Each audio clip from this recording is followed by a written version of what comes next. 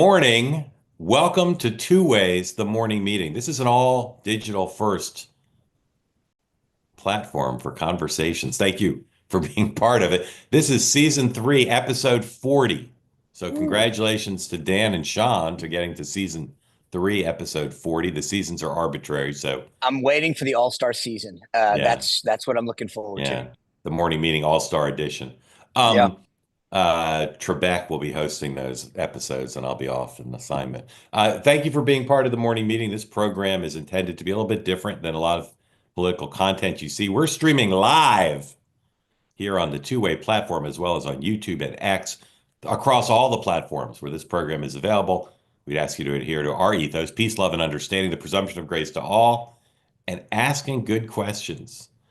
If you're here on the two-way platform, we'd love for you to be in the conversation. I already see hands up, including some hands of folks who don't normally raise their hands, which is spectac, as President Macron would say. So please, if you're here on the platform and want to get in on it, please raise your hand. And if you're new, you've never raised your hand before, today is your lucky day. Get a chance to talk to Dan and Sean. And yes, it is Uncasual Friday here, as two of the three of us are donning neckwear for different reasons, which we'll explain. Um, One of the things that's going on today, according to the Associated Press, and I saw this nowhere else. You guys familiar that today you're not supposed to spend any money as part of the economic resistance? Sean, do you know about this? Dan? I'm from New England. I'm cheap every day of the year, Yeah. so I it's just one more So excuse to be according frugal. according to the Associated Press, the People's Union USA wants us all for 24 hours to abstain from spending starting at midnight. So we're in the midst of it for an economic blackout. The activist movement says it plans to promote week-long consumer boycotts of particular companies, including Walmart and Amazon. This is meant to highlight the malign influence of billionaires, big corporations, and both major political party on the lives of working Americans. Dan, Well, that explains why I didn't know about it. yeah, Dan, have you spent any money yet today? I don't think you can like walk out the door in New York City and not spend money. So yes, Yeah. we're already spending. So on Lou Grant, the spinoff of Mary Tyler Moore, and here's a trivia question for you guys. Can you name another spinoff that went from a comedy show spun off to a drama? From a half-hour comedy spun off to a drama. Can you name another one? Lou Grant was spun off of Mary Tyler Moore, comedy to drama. Anyway, while you think about that, there was a character on Lou Grant called Rossi, and he was a reporter who worked for Mr. Grant. And he was hardcore, serious reporter who didn't want any conflicts of interest. He thought you can't do anything that gives yourself a conflict of interest to your reporter. And so he didn't have a social security card because he said he didn't apply for social like an account. He said, if I have social security, then I'm invested in the program. I can't fairly cover the entitlement debates. That guy is my role model. Although I do have a social security card. Trapper John MD in the chat. Boom. That was one of the ones I knew about. Spun off of Oh, MASH, Trapper John MD. oh, but okay. Congratulations. Hold on. You're saying Yeah. MASH was a comedy? I don't. Of course, it's a comedy. Sean, just go to the Academy. It was nominated. It was nominated for best So comedy. you're So probably one of those people that thinks that Die Hard's a Christmas movie too. That's just not. It's a Sean, Christmas why do you hate time. America? I thought you loved America. Come on, man. Sean, MASH is a comedy. First of all, it was funny. Second of all, it was up for like Hawkeye Pierce, best lead actor in a All comedy. right, So it is a all comedy. right. So all right, so you've gotten one community. Come up with some more. I'm There's some wondering if more. something. I'm wondering if something from Cheers got. Well, the Frasier. I Cosby get. Show spun off when she went to college, but that was still a comedy. Still a 30-minute comedy. Yeah, You- Saved back by in the the Bell back in the spun back off, in but still a back in comedy. the back in the old days, comedies were 30 minutes and dramas were an hour. So Yeah. All right. Anyway, today, interesting. If we've got it already, can you put up the pool assignments for today? I don't know if that's available. Anyway, the president starts the day at the White House. He meets with President. He greets Zelensky at 11. Participates in bilateral meetings at 11:05. Lunch 11:35, and then a press conference at 1. The administration saying the deal's done. There's no more negotiations. We shall see. So, Sean, if you could deconstruct this, this is another day where the pool contains oldies but goodies like Bloomberg and CNN. And then there's two pools because when the president's in town, one pool covers him, and then there's a second pool that pre-positions at Andrews so they can be on the Air Force One and fly with them. So interesting. OAN, One America News, is the pool at the White House. But John, look who the secondary TV pool is on the plane. Real America's Voice. So you think Steve Bannon is the pool No, correspondent? it's Brian Glenn. Yeah. So you've heard the president several times in the last couple conferences say, Brian, do you have a question? That's Brian Glenn. He actually started at Right Side Broadcasting, which for those of us that were on the 2016 campaign, this was the one organization that basically attended every single Trump rally and streamed it live for us. Brian made his name there and got brought over to Real America's Voice, based out of Palm Beach. So yes, it broadcasts Steve Bannon's War Room and Charlie Kirk's show, but it's really been it's actually based down there in West Palm. Yep. So he's hitching a ride back to HQ, but just fascinating again to see the pool continue to fill slots, and you see the Federalist and the Daily Wire also in the pool today. One in town and one travel. This is just one quick note for people that I think you alluded to this, but with there's only 13 seats on Air Force One in the press cabin, so you can't expand it that much. But obviously so have they kicked somebody out to make room on the plane? Yeah, they kicked so all wires got a seat before. So when they kicked the AP off, that picked up a wire. There's a Wrangler seat that I'm sure they're giving up. Meaning, so there's generally two or three we call Wranglers in the White House press office. Those are people who are White House press office staffers that travel with the pool. You get a Wrangler and a Secret Service agent, so that they're constantly, that pool can move with a lot more freely. Because they're constantly swept security-wise. Yeah. When I'm in the Green Bay Diner tomorrow, I'm going to say, is it okay with you, or does it trouble you, that Reuters, AP, and Bloomberg no longer all get seats on every Air Force One flight? I'm going to see what they say. They shouldn't. See what they say. All right. Then the president leaves. He goes down to Mar-a-Lago. Air Force One wheels up is supposed to be 5:20. And so obviously the press conference is the big thing, but the body language in the Oval is big. We'll talk about that in a second. Vice President spoke this morning. Sean was there. We'll talk about that and look at a clip. Spoke at the prayer breakfast. And as I told you yesterday, I think he's skiing in Vermont this weekend. I don't know if he's leaving today or tomorrow, but he's going to Vermont. All right. Trump's leaving at 5. I mean, not that he'll care. There'll be a lot of upset people trying to get into West Palm at 8 o'clock on a Friday night in the middle of the season. Yeah, it's not very neighborly. Hopefully ATC down there's got that figured out. There's this economic boycott I mentioned. Congress is out. As John McLaughlin used to say, the Republic is safe. Congress is not around to pass laws. All right, let's talk about Trump-Zelensky. Paul, you got that clip available? Do. All right. So my favorite thing that happened yesterday as a setting the table for the meeting was Trump transitioning from saying Zelensky was a corrupt dictator to now saying very nice cooperative guy. And then yesterday in the Oval, he was asked, do you still think Zelensky's a dictator?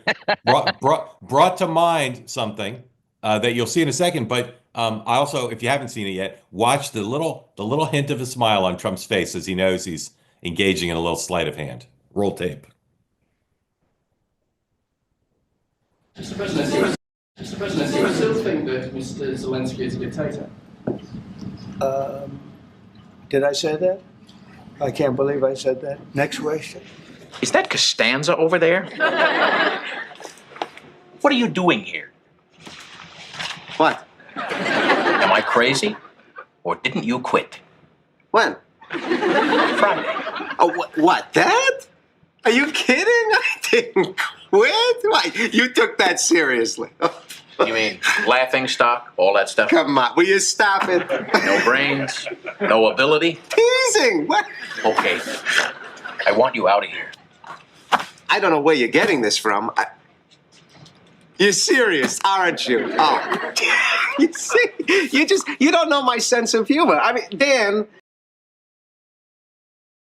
Ooh. Dan, why is the president pulling a Costanza on the eve of the meeting? Oh, because he changes his tune when it suits him. I mean, I think he doesn't want to go into this press conference with somebody asking him with Zelensky standing there. That'd be a little awkward.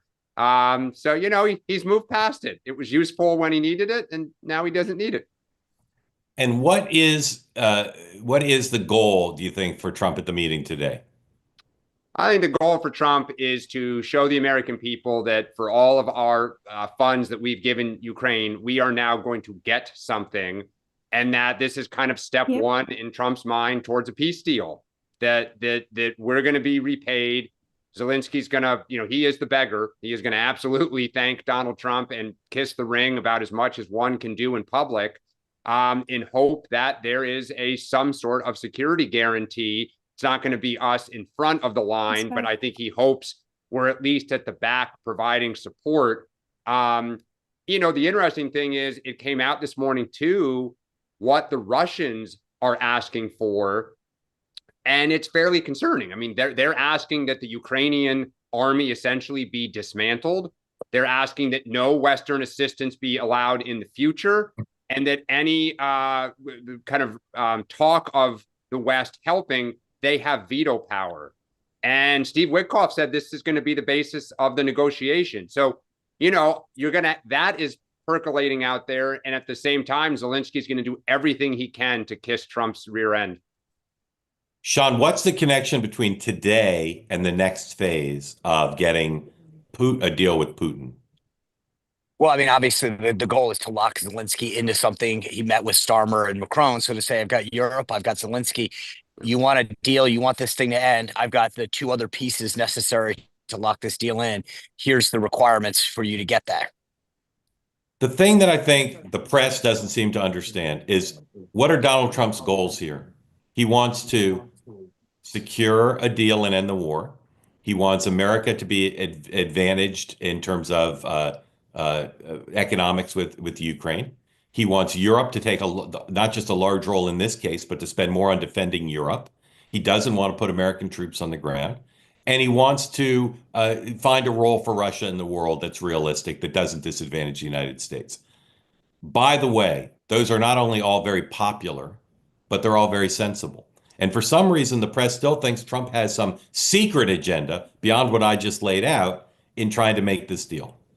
I think that you have to understand, and I've said this before, he wants to be the president that gets credit for peace, for solving conflicts, for doing things that no one else could. So this is not about Russia as much as it is solving a problem that beleaguered the last administration, that he can take credit for as a major accomplishment of his administration. And well, Sturmer, I also think, though, that we've talked about it. There is just, there's 9 years of history of him praising Putin so consistently. So I think you ask why the press can't. I think the press just, and a lot of Americans kind of wonder, why is it that he kind of seems so infatuated with Putin? And at the same time, Putin historically has always been 2 or 3 steps ahead of the rest of the world, with a very long game view. And so I think it just makes people kind of nervous of what are we missing, right? Because to your point, Mark, everything you said sounds too good to be true. So it could be that is the case, but a lot of people are He killed the pipeline, he put sanctions on them, and he made it clear that Putin couldn't take land from Ukraine while he was president. So I'm troubled too. And he also armed the Ukrainians in a way that the Obama administration hadn't. Right. So words matter, and Trump's words about Putin will confound me, I think, for the rest of my living days. But focus on his actions, not his words here. Yep. And when Sturmer said yesterday, people said sucking up. He gave him the invite from the king to come for another state visit. He said, this is only happening because of Donald Trump. And again, I'm not a spokesman for Trump. I'm not here cheering for Trump. But people looked at that as sucking up. It's a fact. It's only happening because of Donald Trump. And Sturmer said it. And the Europeans, you think the Democrats' complaints, they have Trump derangement syndrome. They believe in the Sullivan, Blinken school of foreign policy. They don't like tension between the United States and Europe. They don't like the sanctity of NATO being challenged. I get why Democrats and the press feel that way. The Europeans are squealing because they don't want to pay more. They don't want to pay more. Although I will say this, I give the prime minister a ton of credit for that letter from King Charles. It was a brilliant diplomatic move by the UK. Trump is enamored with the royal family, and I think I will say it was funny. It didn't work as well as he wanted to, but it was. I give the. Why do you say it didn't work?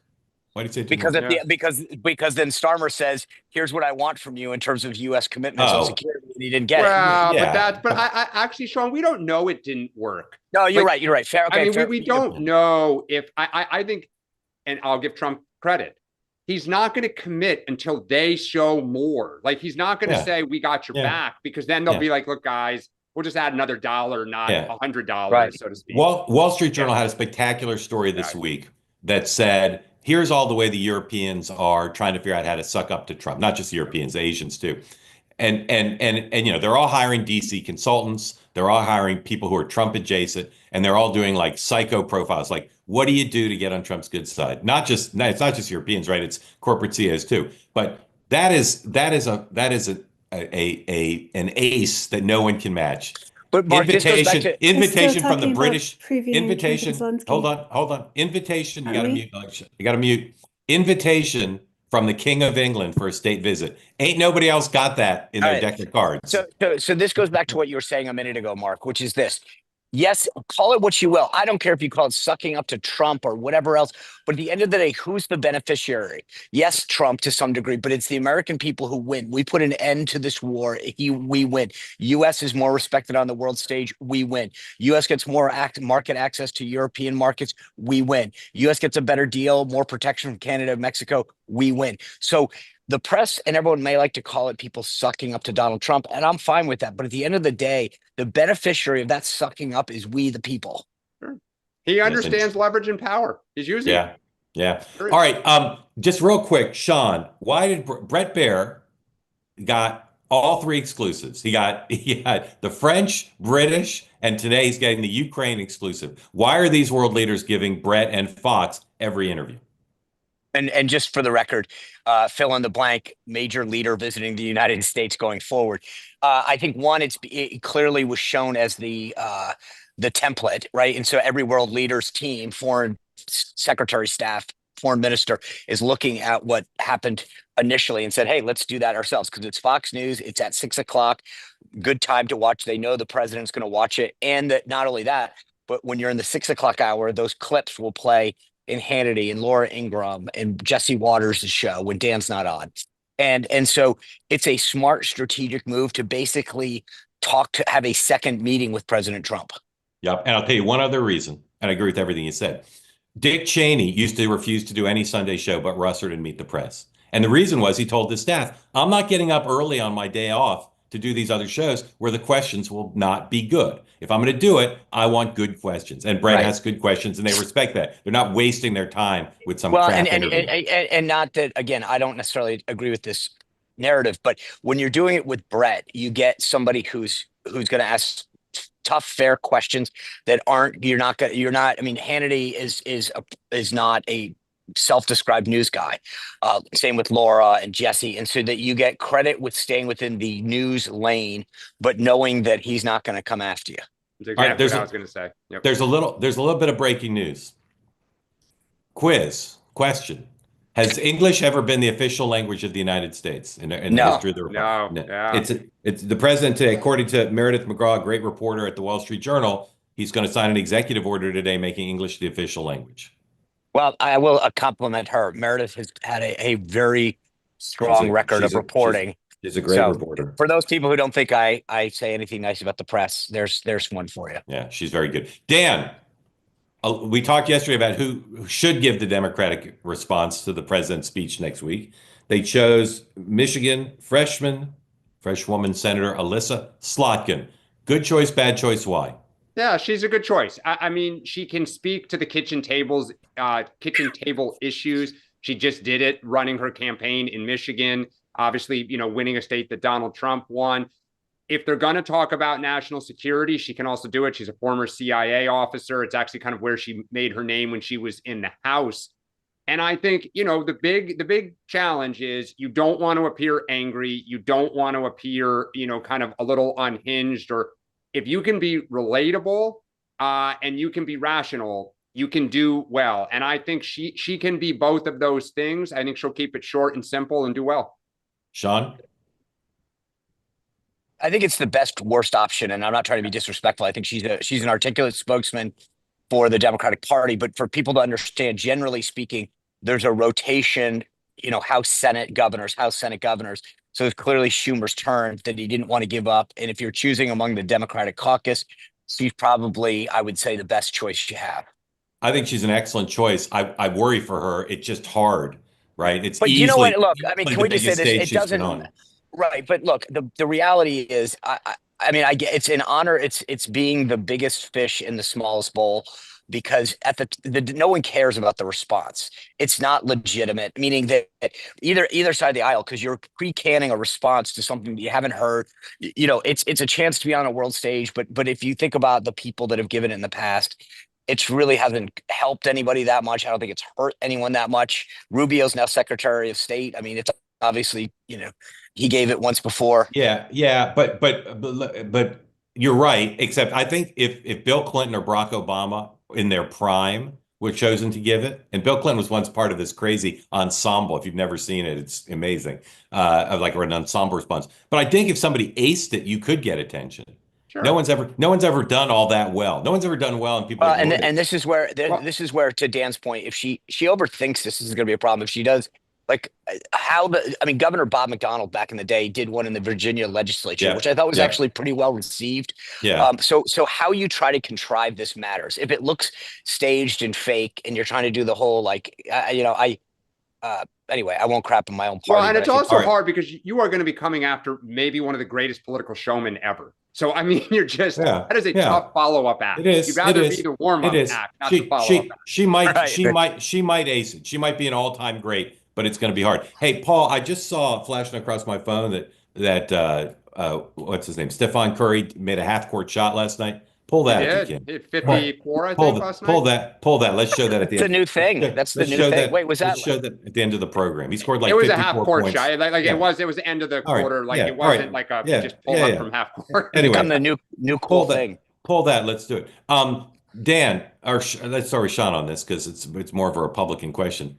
What was the White House and Justice Department strategy yesterday? They disappointed everybody with this release of the documents, and they in a very showy way they brought a bunch of MAGA content producers. Well, this is very much a Democratic question. Well, yeah, Sean.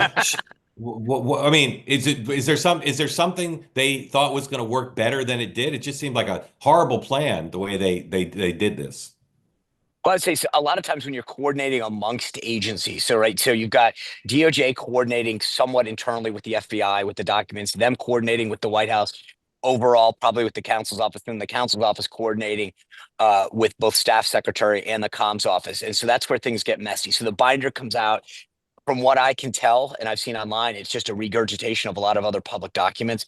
You saw the letter last night from Pam Bondi directing Kash Patel to find out why apparently the Southern District of New York may or may not have hidden audio, video, and other materials from the release and the tranche of stuff, ordering it that by 8 a.m. this morning. It probably wasn't the best rollout, but I think that the consequence is going to be better because now they have to kind of put more stuff out.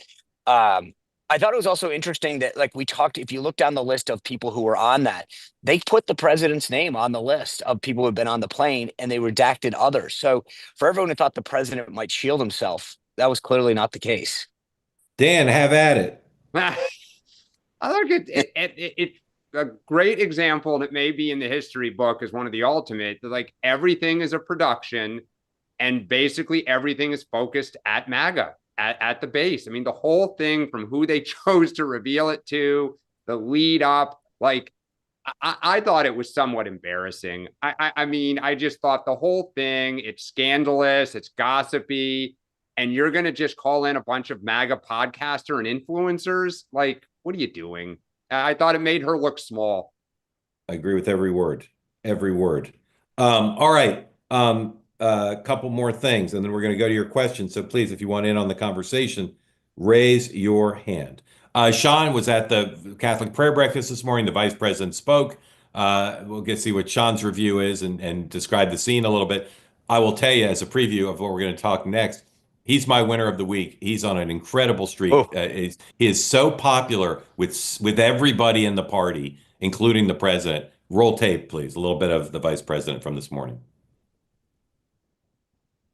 I want to say a couple of words just about Trump administration policy, because while you're certainly not always going to agree with everything that we do in President Trump's administration, I feel very confident in saying that between protecting the rights of pro-life protesters, between ensuring that we have an opportunity to protect the rights of the unborn in the first place, and importantly, protecting the religious liberty of all people, but in particular Catholics, I think that we can say that President Trump, though not a Catholic himself, has been an incredibly good president for Catholics in the United States of America. I've seen a lot of political speeches Now, over 30 years. This was one of the best. He was fantastic. And a lot of it was off the cuff. He walked out and basically said, all right, I know my team's going to freak out on me, but I'm just going to talk to you guys.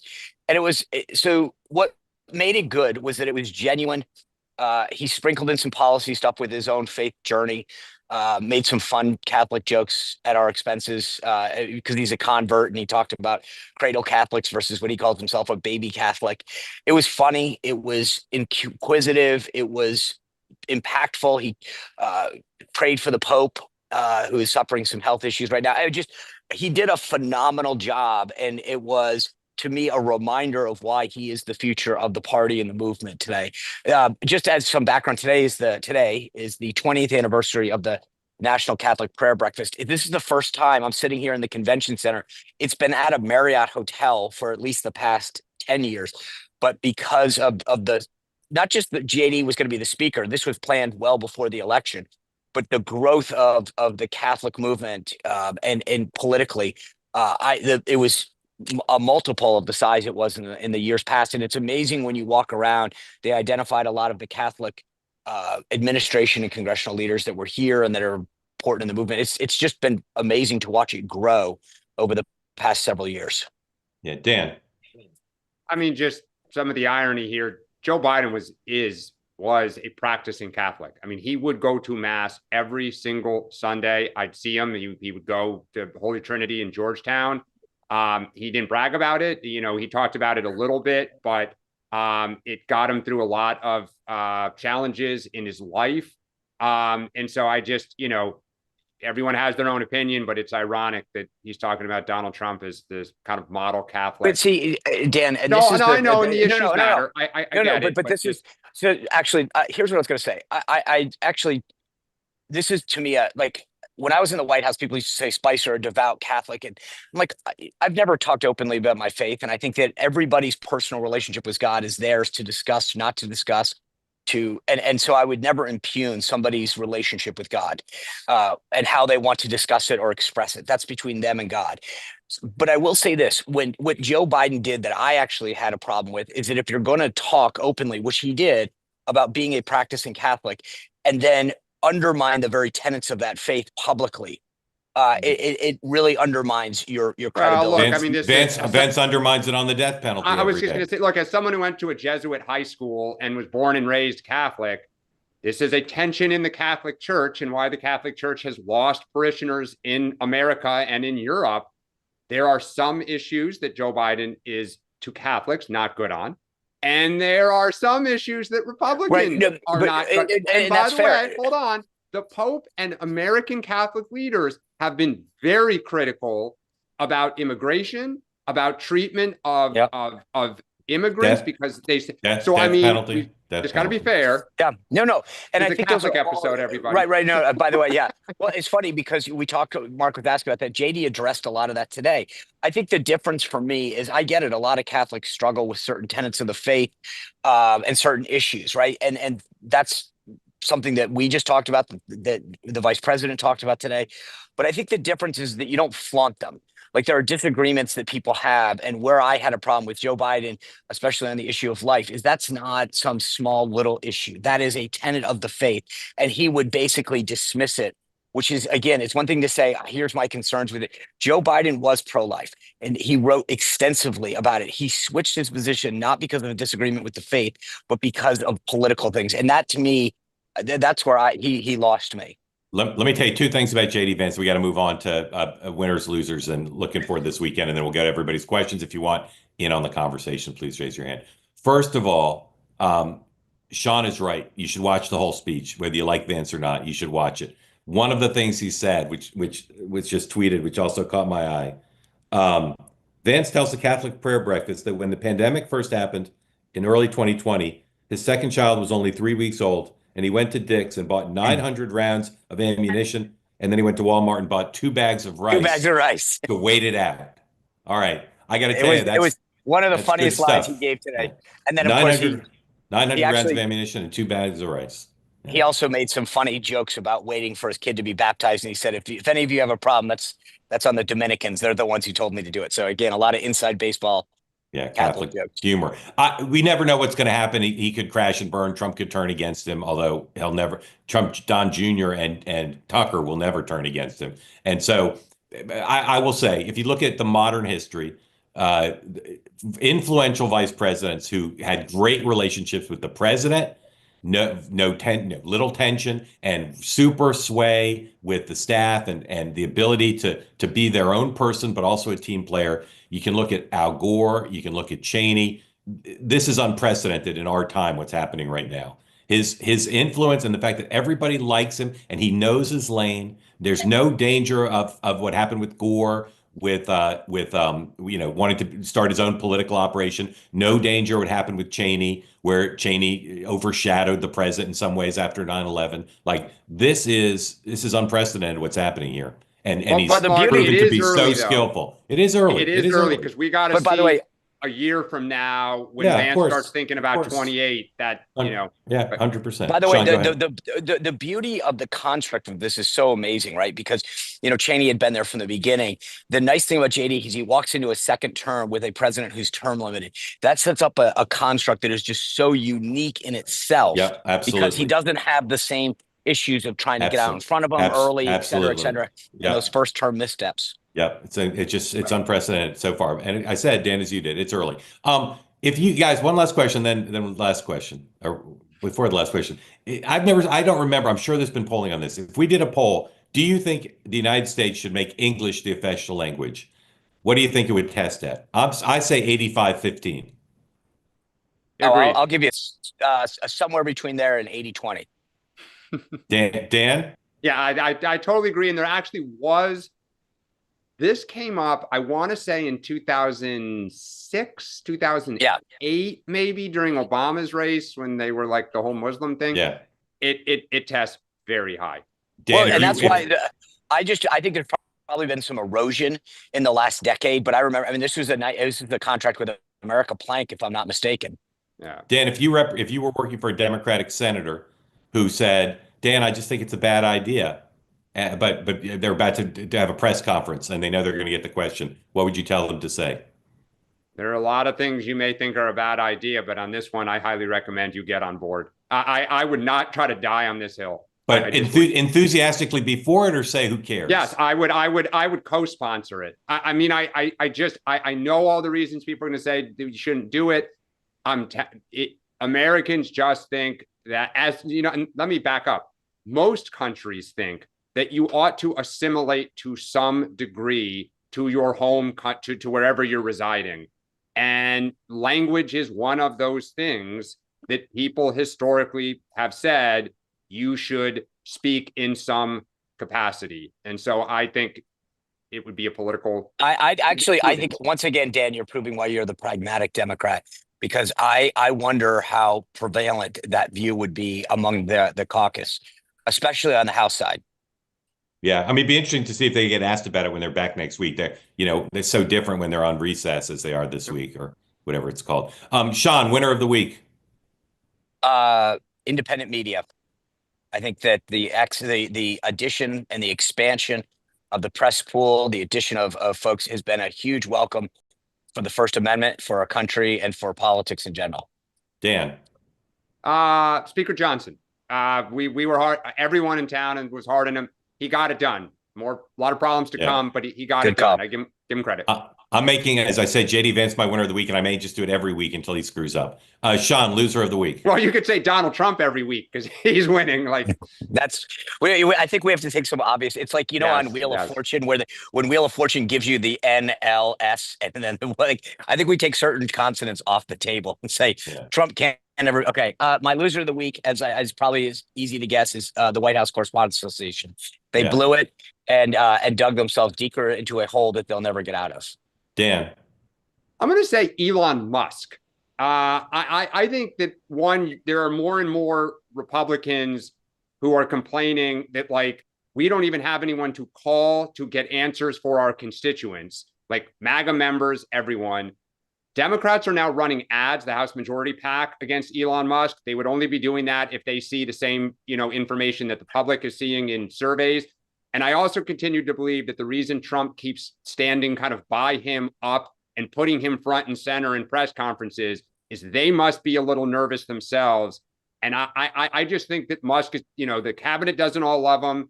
The Congress doesn't love him. You can only survive so long with making that many enemies. Yeah, I agree with you, Sean. It's the White House Correspondents Association.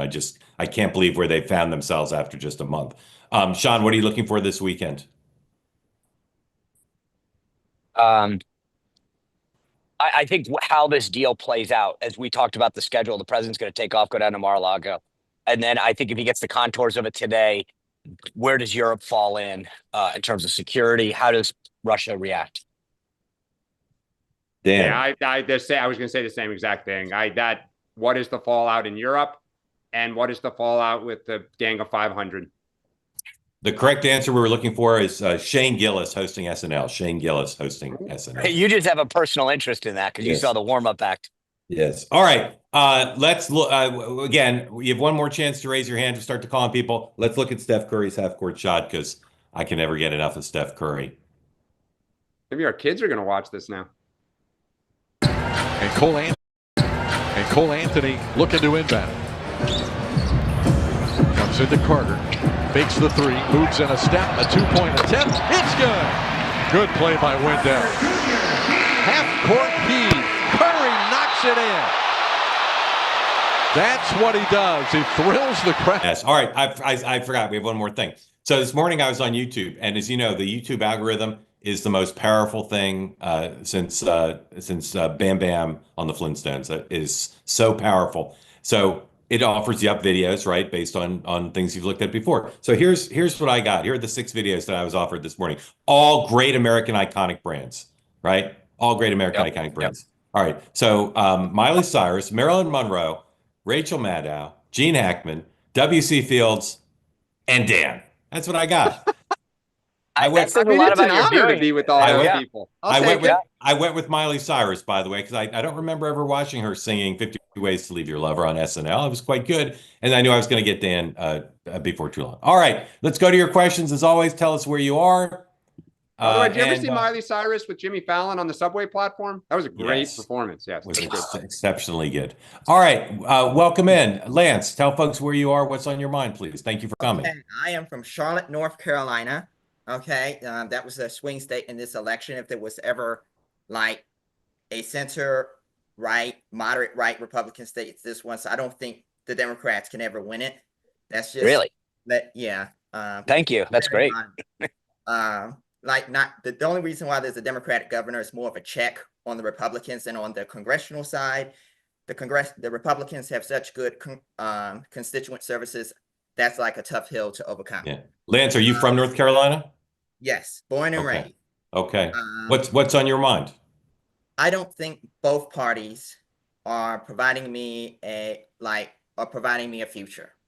So I'm critical of both the Democrats and the Republicans. I would describe myself as an economic populist. I'm not impressed by the Democratic Party, and if I had to vote this election, because I didn't, because do no harm, but I'm not going to vote against my own interests.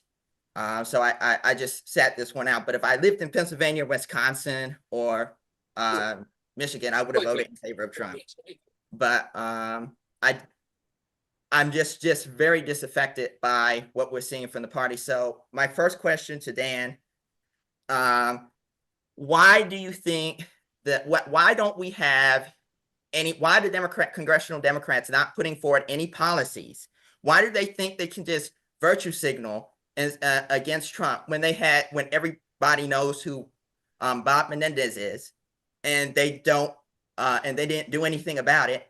If they were planning on winning an election, shouldn't they have like the basis of the plan? Or why can't they just take Biden's budget from year before last and just rework the numbers by some third-party organization? Why aren't there any new ideas about trying to come up with a more sensible economic plan, more of a balanced economy? why isn't there anything about a progressive corporate income tax? And because we have international competitors and regionals and small corporations can't deal with that. What about a value added tax so we can have domestic industry? Why? Okay. why Okay. Lance, aren't they- good. I'm Yeah, not trying good question. Good question. Dan. Yeah, I think give it a little bit of time. I believe that sometime this fall, early next year, which is kind of the traditional pattern when you're out of power, and then as you head into the midterms, that the party will begin to offer a message, a positive message of what we are for, both on the economy and, you know, probably immigration. Like, you'll see what is on the minds and most important to voters at that time, and you'll offer your message for the election. I think this was an issue we talked about it all fall for Kamala Harris, that she did not fill in those blanks sufficiently. The stuff that she did propose was fairly small, kind of, you may be too young for this, but Bill Clinton famously kind of ran on school uniforms in 1996 and like things that were not Midnight very basketball. big. Yeah. And so, you know, it's a problem. And I think the party doesn't know what it stands for yet, but it will get there. And it is common when you're out of power that you are more public about what you are against than what you are for. And look, Donald Trump in 2021 and 2022 really just railed against what Biden was doing. It was only when he started his campaign that he began to fill in the blanks of what he was going to want to do for you. Okay. I would just can I ask you two questions though, Lance? Okay. Let me just make it one right now. Like, among your peer group of friends that you hang out with, how many of them didn't vote for Senate? Just roughly didn't vote, and how many of them voted for Trump, and how many of them voted for Harris? Okay, it's like half of them didn't vote, and I would say there's certainly like a 3/5 like Trump leaning, like 60% of them voted in favor of Trump. So yeah, And of the ones that didn't vote, did they not vote because they were just apathetic, or they shared your concern that they just didn't think that either one of them served their purposes? I think in some cases it's either one. So I think some cases they're apathetic, but they're very critical of both parties. I don't think they could be galvanized into voting, but Are they still critical, Lance? Like, as they see the first month in Doge, like, do you think the people who voted for Trump or who were apathetic, has what he's done moved them towards him? No. They're pretty. See, that's good for apathetic, but they're Democrats. critical towards the system overall. That's But good. but what I would say, I've talked to a lot of people who have voted, and what's going on with Doge, it's like Elon Musk's low approval rating, I would say, is more of a result because of his business practices. So I don't really feel like that really ties into anything that he's doing politically. It really doesn't.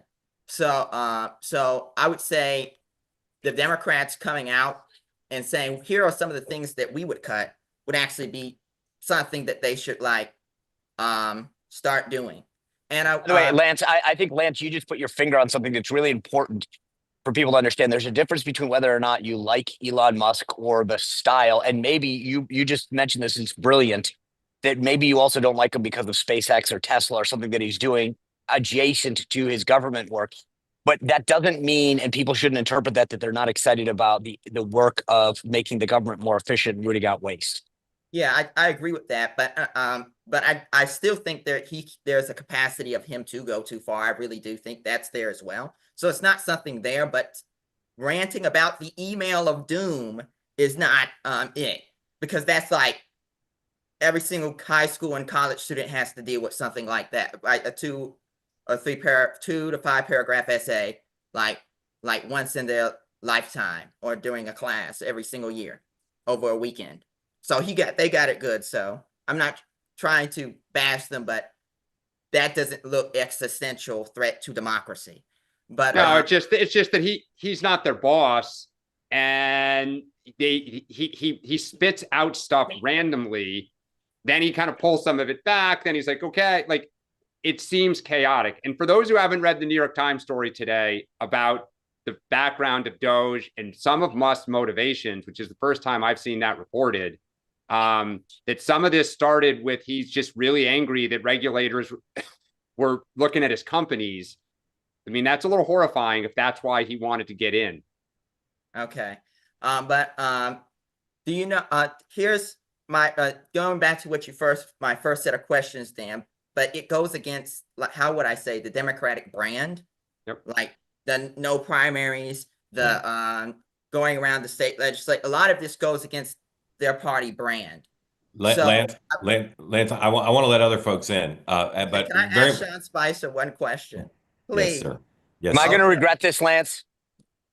I hope not, but why doesn't Trump is pursuing, like, we've seen the 1930s and protectionism, and there are a lot of things that are different, particularly regarding China, that are like very existential, and we should not be like taking it, we should not be allowing them to be doing some of the things that they're doing.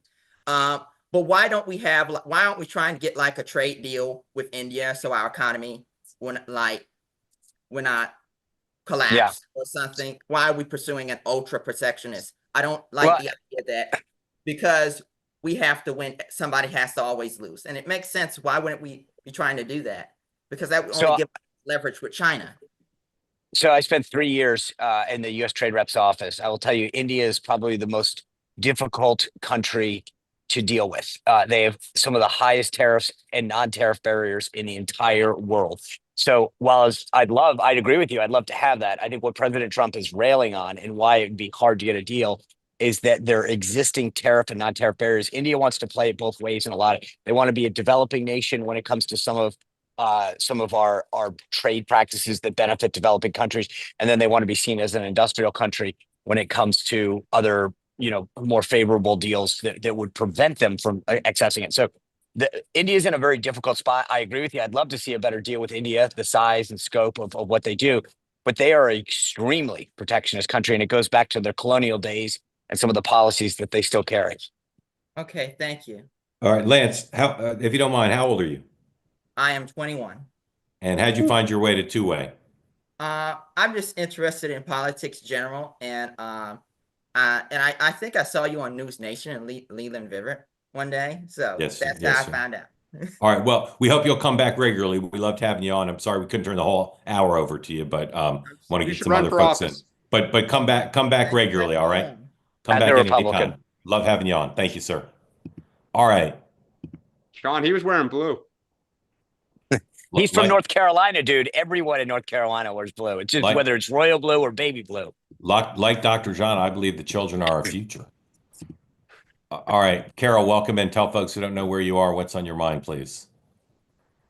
Yes, I'm from Arizona, and I was thinking about Trump's deal on rare earths, and I haven't heard anyone say, is that in some way crafting to kind of hedge the bet that Putin will take over? Like, will we be having miners getting rare earth or something like that? So that's his, crafty way of, hey, we're going to have some of these places, and so Putin, you can't come get us, because then you'll be going after us or something. I was trying to think if there was some other more crafty thing he was doing about that, or he was just getting money. Gentlemen, I'll just say I think it's a brilliant observation. I don't think it's probably top of mind, but if you want to ensure you may not have military boots on the ground, but you put U.S. business interests on there, Putin would know that an attack, it obviously an attack on U.S. business interests and workers would be, akin to an attack on the United States. So it's a tangential benefit to what we're talking about. Okay. Right. I think some of this is we just don't know what really is in the deal. I mean, it just has not been made public. There seems to be a lot of to be determined. And I think minerals are something they have, and Trump wants us to be repaid. And so we need minerals for various industrial things, and they have them. And it's a check on China too, by the way. Carol, thank you. Grateful to you. All right.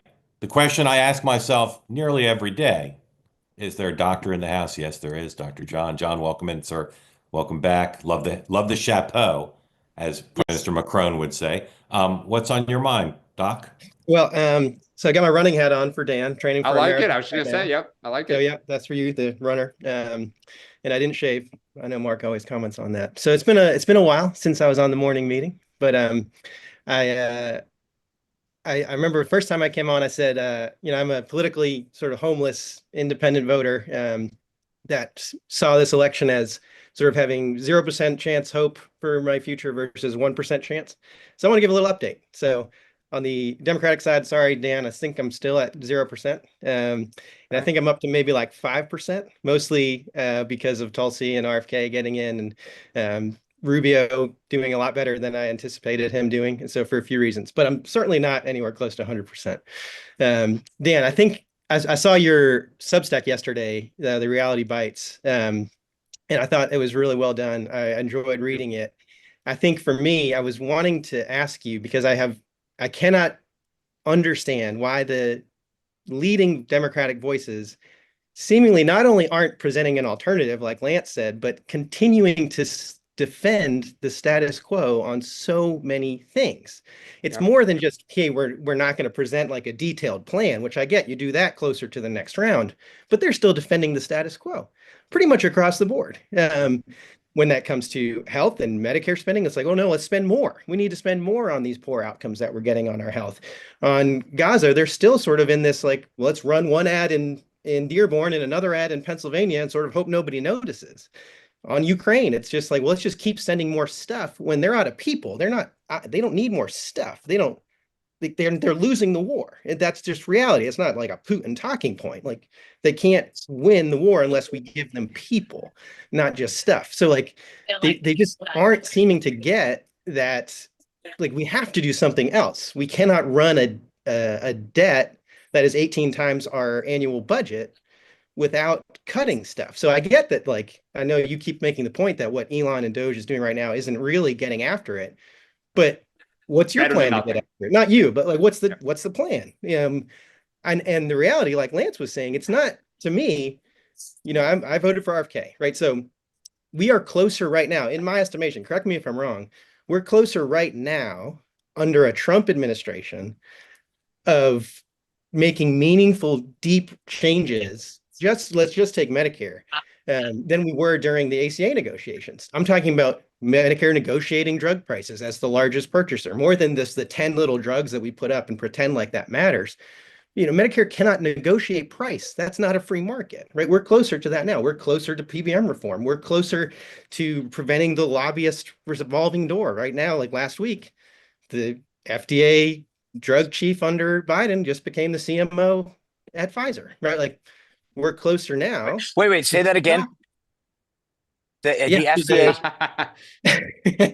The news that just announced, I think it was last week, the new CMO at Pfizer was the FDA, one of the drug enforcement.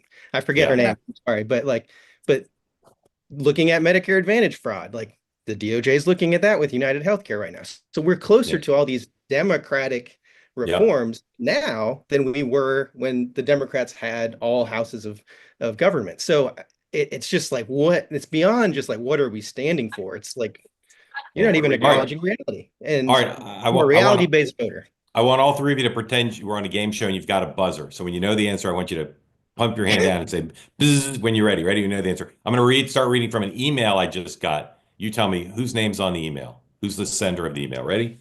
I know that many of you are looking at this moment and feel the weight of history. I get many questions from people wondering, quote, what do we do now? But I think in our hearts, we know exactly what we have to do. We have to use our power to organize, to mobilize, to educate, and to advocate. We must refuse to surrender to cynicism. Will stopping Republicans? Huh? Barack Obama. Incorrect. Will stopping Republicans from taking away Medicaid from people who need it be easy? No, of course not. But it's necessary. Who's the woman on Substack that you post that's very popular on the left? No, it's not her. I don't know. I thought it would be easy. It's a DNC fundraising email from Kamala Harris. Kamala Harris. All right, John. Thank you. John, I wasn't even in my top 10. John, thank you for sharing all that. Is there something you want to ask, or you just want to make? I wanted to ask Dan what he thinks. Why is the continued defense of the status quo more than what Lance asked about not presenting a specific alternative? And then for Sean, how do we? So the reason I'm at 5% is because of things like meme coins, right? Like we saw an Argentina rug pull, like Trump's meme coin thing, his Gaza AI video with the men dancing in bikinis on the beach the other day, not knowing that Spain is not a part of BRICS. Like there's there seemingly seems to be still some level of just like pure, and then of course the Pam Bondi thing yesterday is like these little things that are just like, you're so close. If you just had more competence. And I will say for Dan, be careful what you wish for with Doge, because wait until one of the other former Democratic business leaders like Bill Ackman or Chamath or Mark Andreessen steps in for Elon as the next rotating head of Doge. And now suddenly you take away that personality that people don't like, and it's just the policy. And all of a sudden that's going to be the most popular thing in the country. You get Bill Ackman and Mark Cuban to co-lead Doge, and Trump gets to parade around Mark Cuban like a little puppet while he gets his little PBM reform. Like just watch out because if Elon's not there, it's going to be even. John, if I knew how to put up the little fire emoji, I would. Yeah, exactly. Gentlemen, you guys have responses for John?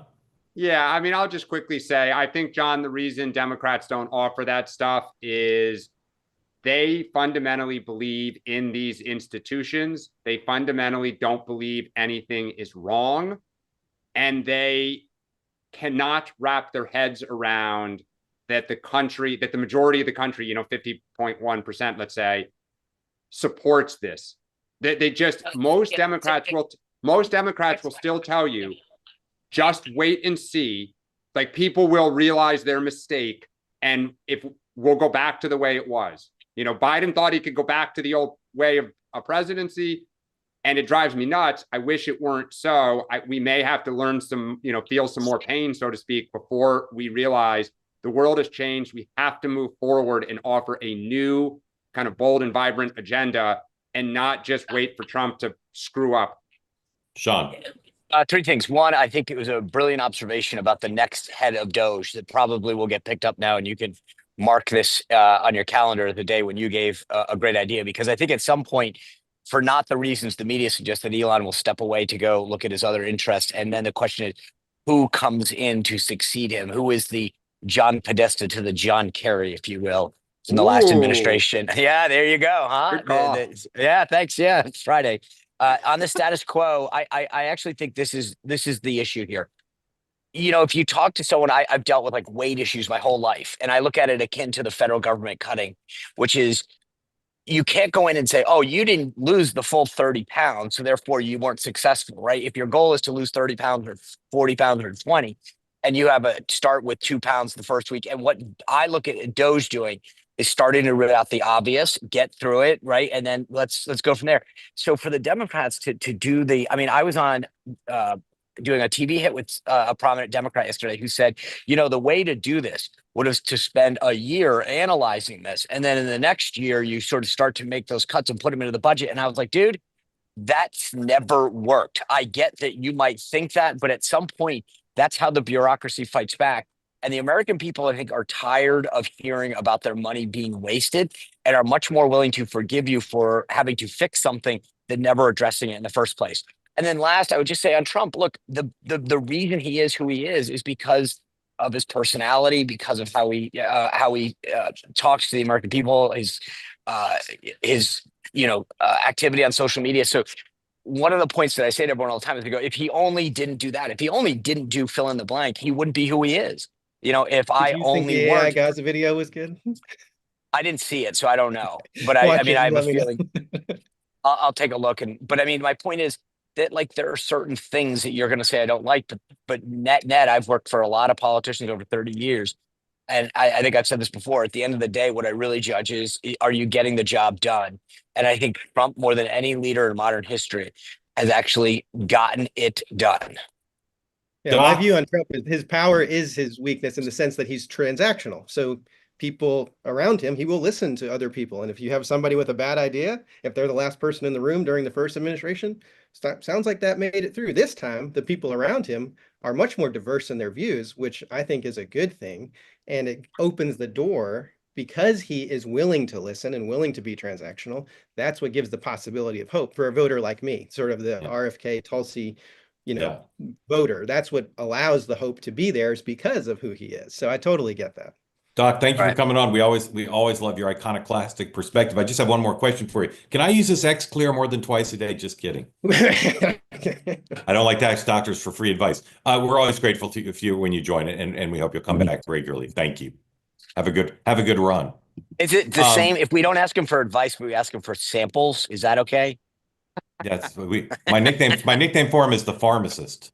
Okay. Sean, tonight, what's going on? So I have two of my former colleagues, Derek Lyons, who was the staff secretary under Trump's first administration, and Jordan Karam, who is the director of Oval Operations and personal aide to Donald Trump. The first guy to see him in the morning, the last guy at night. And we're getting together and having three former colleagues talking about what it's like to work for the guy. So I'm excited. I hope you are. I mean, if you care about Trump, whether you hate him or love him, I think to understand how he operates and what makes him tick and how it's like to interact with him, it'll be fun. All right, that's dropping at 6 tonight. John, I muted you because I didn't want to get you in trouble with the Tennessee Medical Board. That's why I muted you. I'll be on at 6 tonight. We'll have full coverage of the Zelensky Trump press conference and everything else that goes on today. And then the three of us will be back next week, Monday, 9 a.m. Eastern time. And then remember Tuesday night around Donald Trump's speech, before the speech to Congress, during the speech to Congress, and after, we'll have full coverage of the Trump address, and you can join us. Same format we always use. A lot of conversation around with some good folks who we invite to come, and then all of you able to ask questions and experience the speech in a different way. If we're not your first screen, make us your second screen. Want to thank our colleagues on the West Coast who produced the program, Paul, Aisha, and Audra. Incredibly grateful to you and the folks here in New York, Noah, and everyone else for producing this program brilliantly for another week, including humoring me with that Seinfeld clip and the Steph Curry clip. So thank you for that. Thank you all for watching. Great participation today. See you tonight at 6. And again, three of us will be here Monday morning. Have a great day.